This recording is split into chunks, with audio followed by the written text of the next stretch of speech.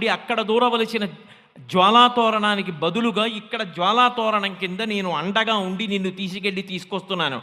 ఇక నీకు ఆ తోరణ దర్శనం లేదని భగవంతుడు అనుగ్రహించేటటువంటి పరమ పావనమైనటువంటి తిథి కార్తీక పౌర్ణమి. అలాగే కృష్ణపక్షంలో త్రయోదశి నాడు పెట్టేటటువంటి దీపం యమదీపం. ఇన్ని తిథులతో, ఇన్ని రకాలైన ఉపాసనలతో మనిషిని పరిపూర్ణమైనటువంటి మనుష్యుడిగా దిద్దగలిగినటువంటి పరమాద్భుతమైనటువంటి మాసము కార్తీక మాసము.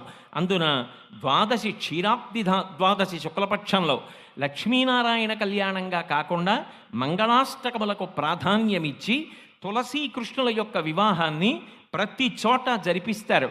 ఆ తులసి అంత గొప్పది, ఆ ఉసిరి అంత గొప్పది, చెట్లు ఎంత గొప్పవో. ఆ చెట్లని పాడు చేసుకుంటే మన జీవితం ఏమైపోతుందో, ఆ చెట్లు ఉన్న చోటికి వెళ్ళి అనుభవిస్తే దాని విలువ తెలుస్తుందని వనభోజన